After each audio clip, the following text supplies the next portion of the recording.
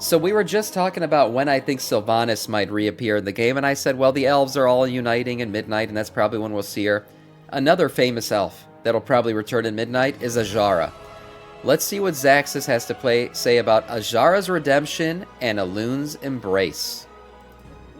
Queen Azshara, wasted villain or prophetical poster hero of Midnight? Avatar incarnate of so. Azeroth herself, and why her story mirrors the Blue Child's in the Tale of the Embrace.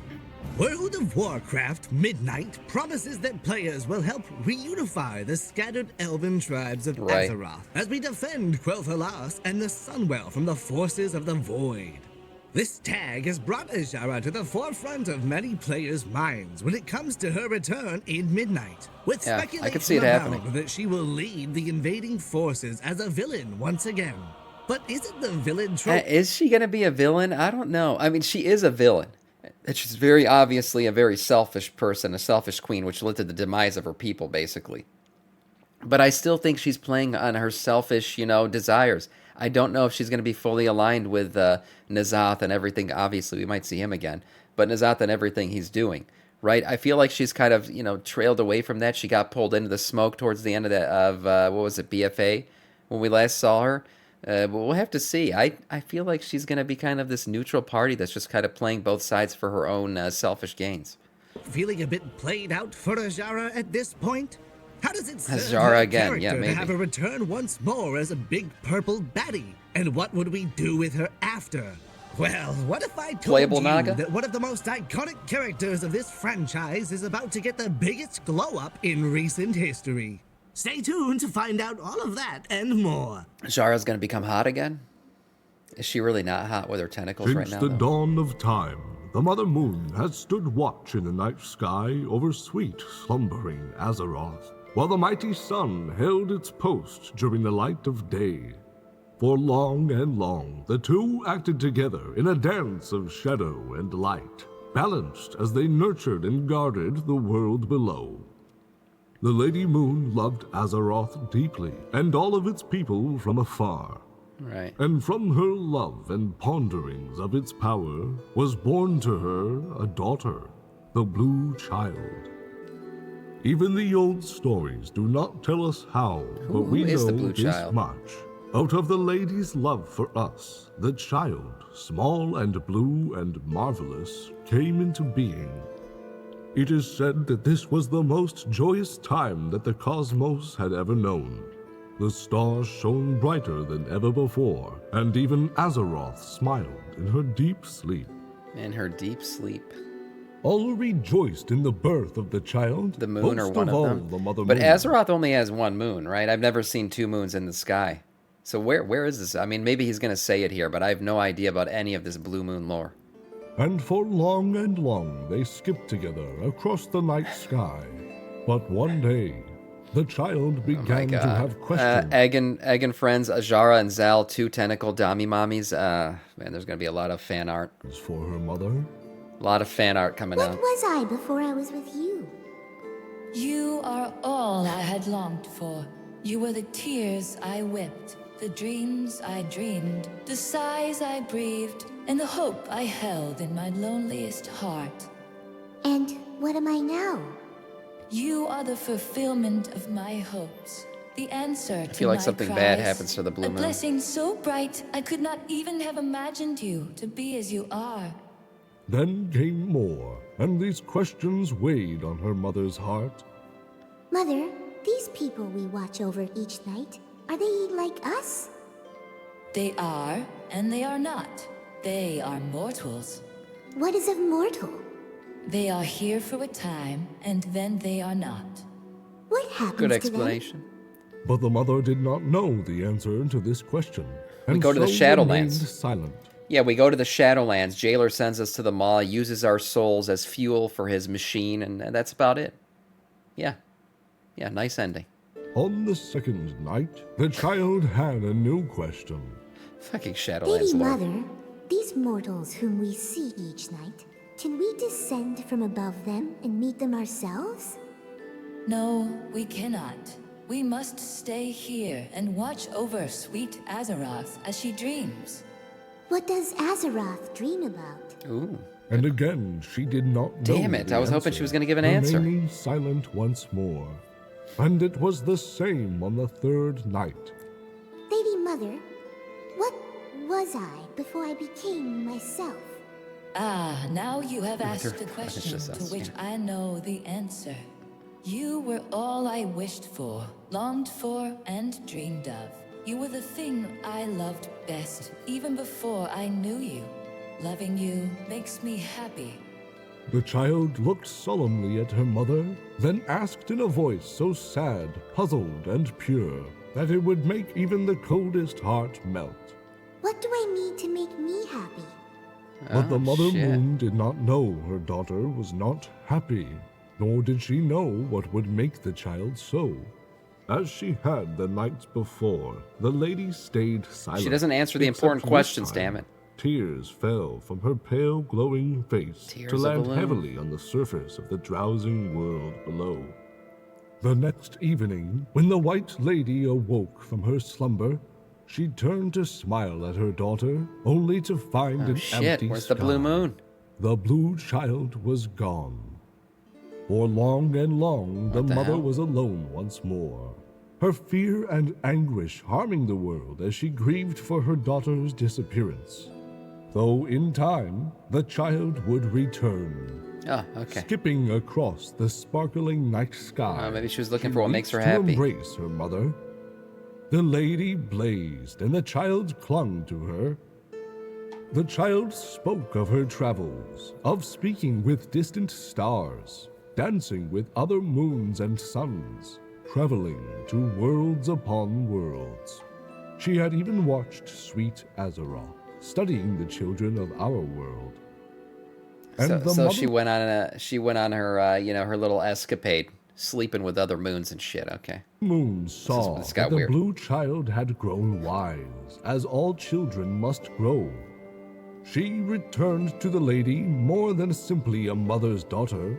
She was a person all her own. She had grown up. Yep. She went on her Such is the college. story of the She had her college exploration years. That's great. embrace. A glimpse into a tale for the children of Azeroth to recount and ponder the nature and patterns of the moon and her family. Interesting. Welcome back, heroes. I'm your host, Nazax, and today we're going cosmic once more, and finally dealing with the magnetar What in up, the Fa? room, the Blue Child.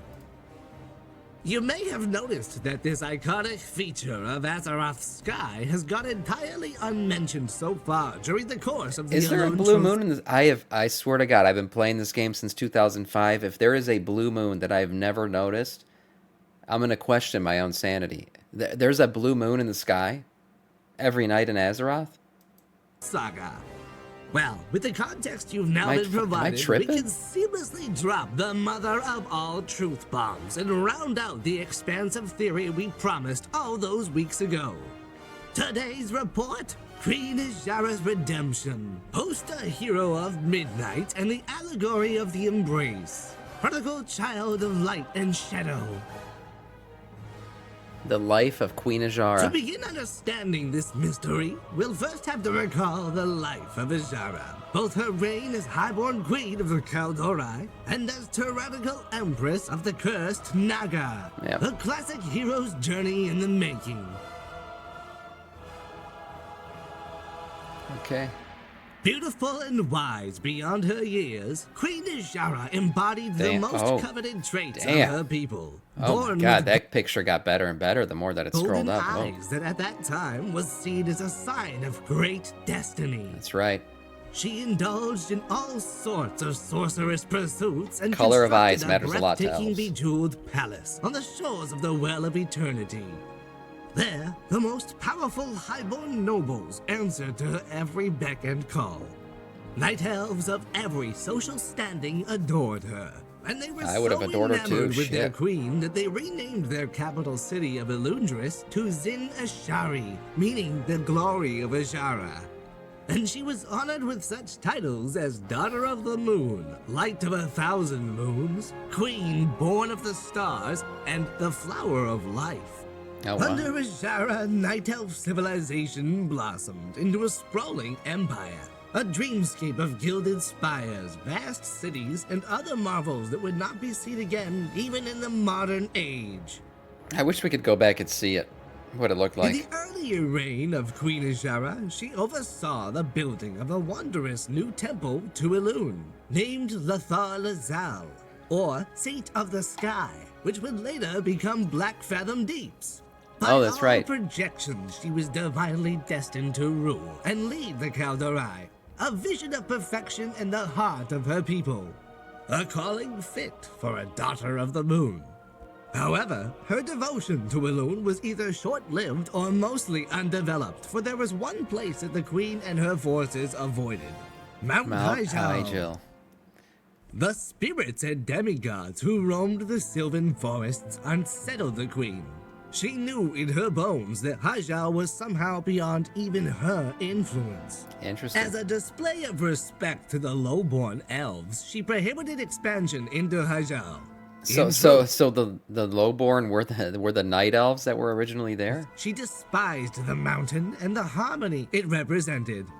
And as Azshara turned away from the goddess, she began to obsess ever more over the Well of Eternity and its arcane secrets.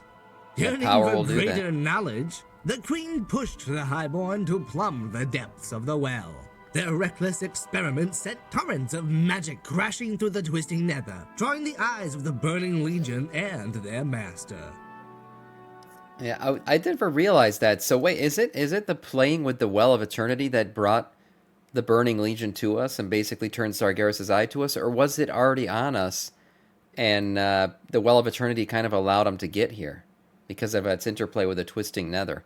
I never knew which one came before the other. He's insinuating that Azshara's greed and love for the Well of Eternity is basically what caught Sargeras' attention and eventually led him here. To plumb the depths of the well.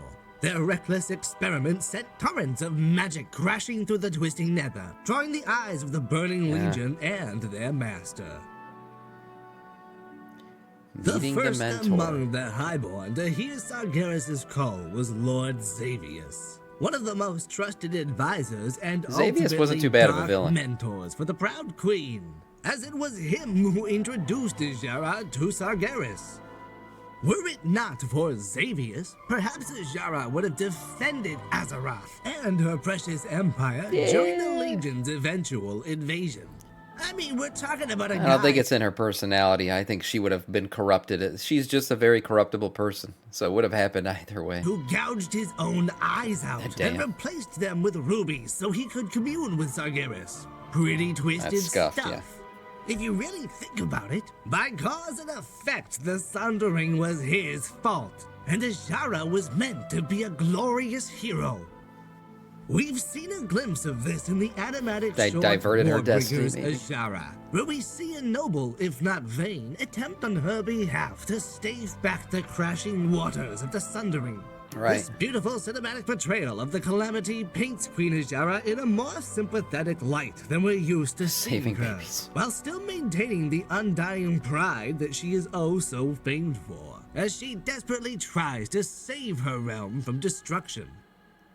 And this fish, well, what if the voice speaking to her before she falls into the water is not actually N'Zoth disguised as some random female, but Azeroth, aka Elune, speaking to her one last time before she embraced the shadows.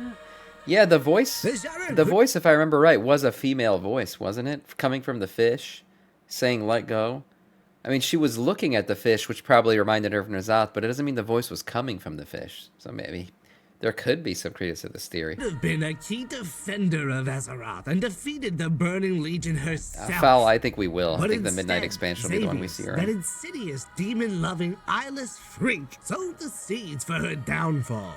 And the Queen's ambition, her thirst for knowledge, would not be quenched. Yeah, they definitely played off Well, of her maybe thirst not for power. figuratively, but quite literally, she drowns. As of course we all know the story of the Sundering, the catastrophic world-changing event caused by a failed summoning of Sargeras. Azshara's choices in the War of the Ancients to ally with the demon lords of the Burning Legion marked a point of no return for the once adored queen. Right. And as a permanent signifier of this crossed threshold, the world she knew and coveted was washed away. As her once thriving civilization crumbled under the waves, Tests a enemies new and voice allies. spoke to her from the deep. The best The voice. chained old god N'Zoth bargained with Azshara and gifted The greatest his of power planners. to the Highborn queen and her people, granting them a second life as the wrathful Naga. As queen of the tides, Azshara would slowly rebuild her fallen empire, working alongside N'Zoth as a temporary but necessary ally, as she Right. challenged the surface dwellers of Azeroth. They even the Naga even ally with they do ally with Illidan during the Burning Crusade and all that shit too. I mean, there's a whole cinematic interplay about how he's like summoning the Naga out of the ocean and everything. So there's always been that deep connection of the Burning Legion and the Naga and Azoth. We would not face her ourselves until patch 8.2 Rise of Azshara, when we found our way to We call her the Nazgûl. hentai queen. Like an expert catfish, she baits us through the Eternal Palace to the inmost depths of her cavernous lair, built upon the Titan-forged prison housing N'Zoth. You know, this Having whole thing where we went back to and we saw Azshara and all that in the sunken city. She could have killed us at any moment. Remember, she was basically holding up those walls of water. All she had to do was let them down, and all the strongest player characters in Azeroth's history instantly die. And I always wonder, why didn't she? Now, as part of N'Zoth's plan, she probably had to bait us into that room for some reason. I'm not quite sure what it was. Maybe I didn't know the lore that well at that point, but to basically free N'Zoth. But she let us live a bit too long. It was a miscalculation on her part. Waited for millennia. She could have ended the us. Naga Queen, in truth, was waiting to betray her shadowy master the moment she freed him. And N'Zoth knew this all too well. Our ordeal. long-awaited battle against Queen Azshara sees the champions of Azeroth heroically take her down. Though, unwittingly, the heart of Azeroth we brought with Hey, real quick, interesting. This kind of looks like the... Azeroth heroic. doesn't this ring kind of look like... Well, any ring, you could say, I guess, looks like that. But it kind of looks like all the expansions coming out in the World Soul Saga. The ring around the World of Warcraft logo. Though unwittingly, the heart of Azeroth we brought with us in this ordeal unlocked the old 'Cause remember, that's a god's prison chains key. and set him loose. This world's a prison. As Azshara teeters on the brink Same. of death, N'Zoth's shadowy tendrils ensnare her once more, reviving but caging the queen in the horrific realm of Ny'alotha. It is there that we face her subjugator and see Azshara herself in-game for the last time so far. As we break her bonds in exchange for the Blade of the Black Empire, Foul, which it might once be. I don't housed remember. Xalatath, she reveals to us her plans to betray N'Zoth and seizes this chance for freedom. Right. Before she departs, Azshara claims that she no longer has any interest in intermediaries and heralds, Right. and that she seeks to claim the true throne of power, opening a voiding nether portal and taking to the cosmos for deeper answers. Yeah, that's why I don't think she's going to be aligned with the old gods or anything like that in Midnight. When Azshara shows up, she's going to be her selfish, typical self, after her own desires. It's at this moment I'd like to call to your attention that so far we've been following a familiar, iconic, mythic tale that is told across generations of Earthling cultures. The monomyth. Known better as the hero's journey, this framework of legendary storytelling was shit. highlighted by Joseph Campbell in his book, The Hero with a Thousand Faces. From Star Wars to Lord of the Rings, the echoed pattern of this cyclical story can be traced in countless works of fiction. As you can see in this chart, we've found rather suitable events in Azshara's life that so far If mark she's the indeed steps of the considered a monomyth. hero. And when we combine this outline with the poetic fairy tale Which she of the was. Embrace, I believe we find a marvelously hidden clue to the big things coming in Midnight. Similarly adored by all, Azshara, Daughter of the Moon, and the Blue Child are both characterized by their desire for knowledge, paving their own road in life rather than lingering under the limitations and guidance of their mothers. True. Just as the Blue Child had roamed the cosmos, learning of its wonders, we now see Azshara on a similar path of discovery, a Okay. pursuit of I see what he's doing. understanding for the very nature of reality, the true throne of power. In folks and fairy tales of Azeroth, there are two significant Oh, shit, celestial yeah. stories There they are. recounted that involve the moons, the embrace and the eyes of the Earth Mother.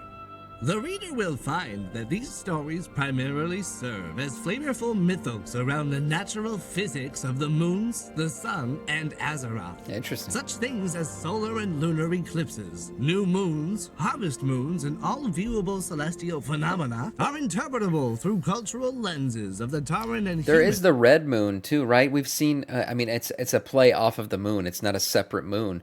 But wasn't it in BFA we saw the red moon with the blood trolls and all that shit? That's what they were trying to do. I don't know if that has anything to do with Elune, but that was a thing.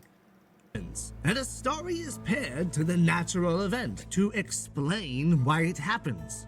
What's particularly strange about the Embrace getting this treatment, however, is that it suddenly canonized what was understood to be a mistake and glitch in WoW's Skybox for many years, where the second moon, the Blue Child, just did not appear in-game. Okay, so I wasn't Following crazy. a weather update, I wasn't crazy. This thing didn't exist. I kept saying, has there been two moons in the sky this whole time? I didn't know.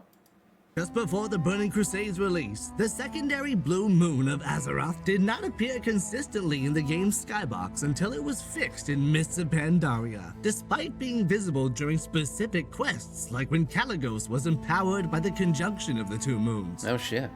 I think it's possible that the That's right, creators that's of this fairy tale utilized the non-canonical glitch in order to provide an allegory to the player base.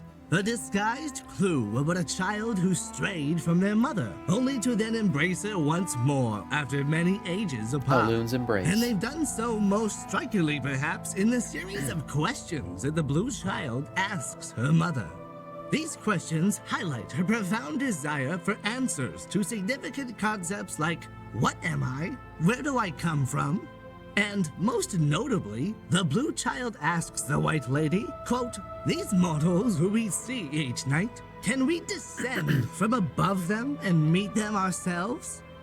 I mean, what a question. And I Shit, think it's you gonna help telling us in a of where boss the fight? Blue Child went during her disappearance.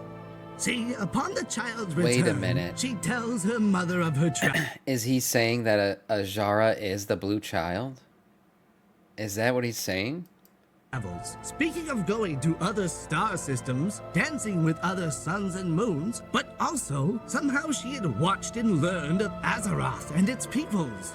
So how did the child disappear from her mother's sight, but also learn about Azeroth at the same time? I mean, it's just a tale about a seemingly large physical moon after all, right? Well, let's zoom in on the night the child disappears and Is he saying she's the owl that follows around now? Is that what is she the freaking night owl thing that's always around the night elves? flag some interesting details. On the night that the child asks her mother, what do I need to make me happy?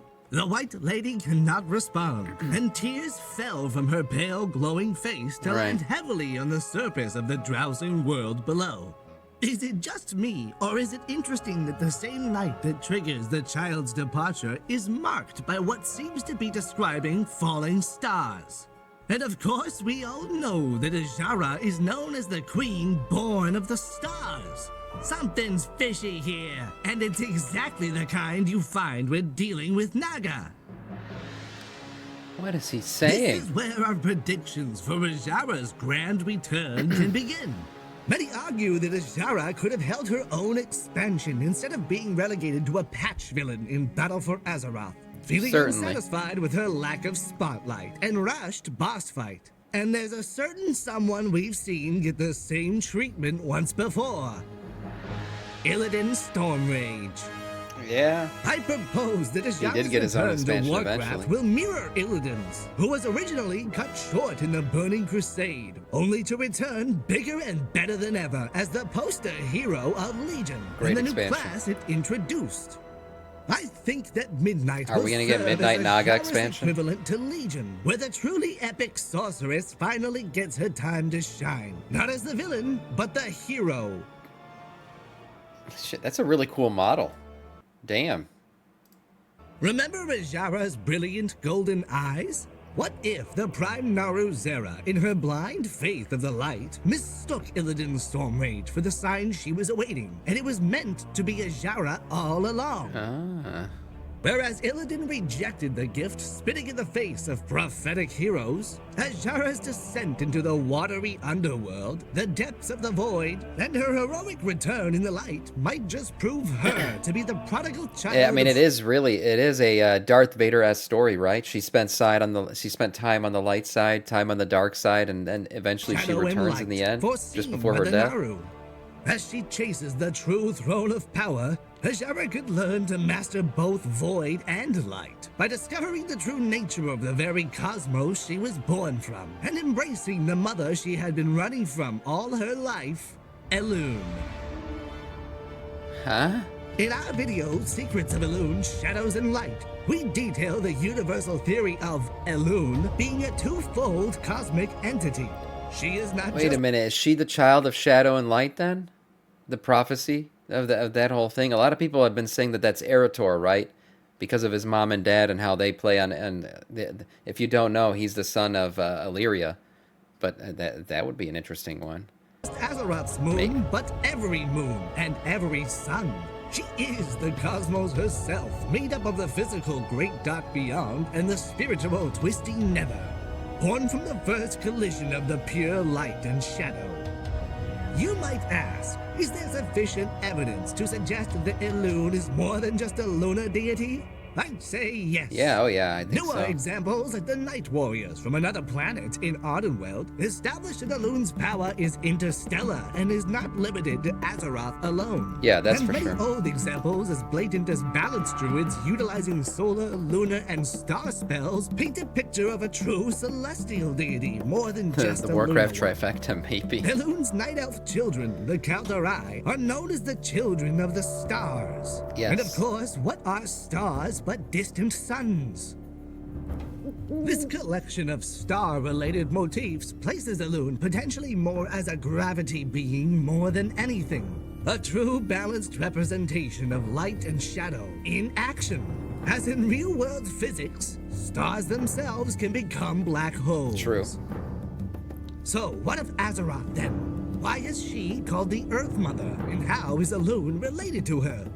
I propose that Azeroth is not just any world soul, Right. but that for all intents and purposes, Azeroth and Elune are the same force. One that inhabits reality and one that encompasses it.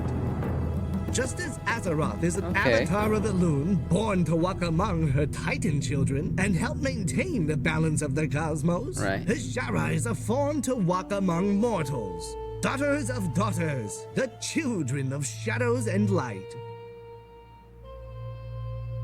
Huh?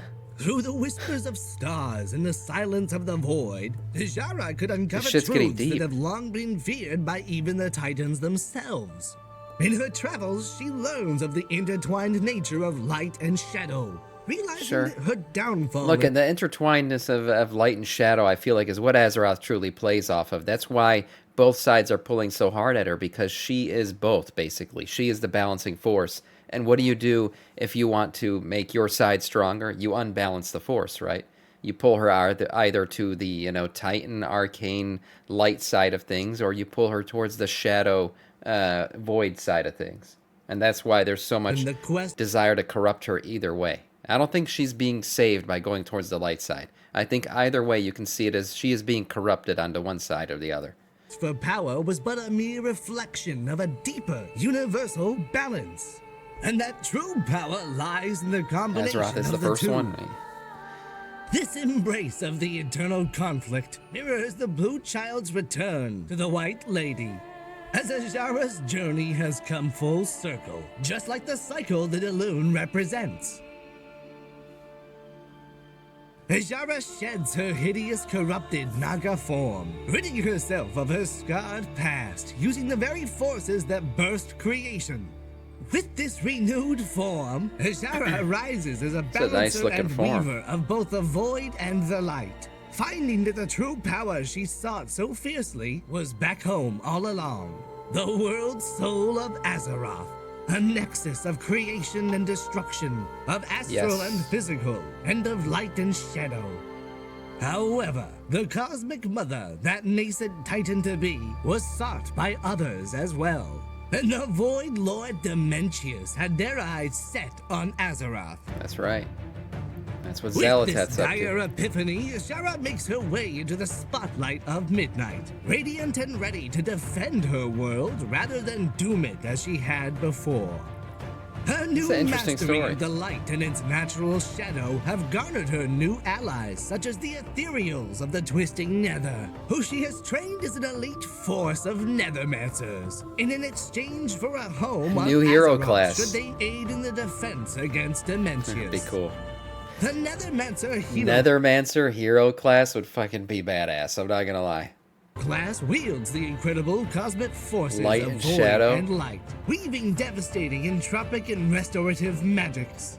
And the Ethereals, our newest allies and playable race, embody the very essence of resilience and adaptability. This would probably be one of the most popular playable races they ever put into the game. I mean, we all know people want Tuskar, but man, Ethereals? Are you serious? Ethereals would be unbelievable. And they could totally do the same thing they did out of the playbook of the Drakthir, right? Where you kind of introduce Ethereals. All of them are Nethermancers to start, and then later on, because they're going to do it with Drakthir, you introduce other classes to them. But this is, damn, I mean, Embody the very essence of resilience and adaptability. it'd be crazy. So gear up, champions, and step into midnight. Not just as defenders, but as the pioneers of this new horizon and champions of the eternal Egg. conflict. Thank you so very much for tuning in to this episode of Knowledge Wars, where the truth isn't just out there, it's buried under layers of perspective-based storytelling and titan machinery. Remember, folks, you are the resistance to the all-devouring void. Very cool. I'll be honest. I still don't know who the fuck the Blue Moon is. I'm still lost on that story. I always knew of the Blue Moon, but was he trying to say that the Blue Moon was Azshara, or that Azshara's story is parallel to the Blue Moon story? That's at the end I started to think maybe he's just saying that their stories are very parallel and she's going to follow the same path that the Blue Moon did. I have no idea. I have no idea. But what I do know is Azshara's freaking hot, and she's probably going to show up at midnight. I would say that's almost a guarantee. Yeah, she is the child. Yeah, I think that's what he was hinting at, that she is in fact the Blue Moon.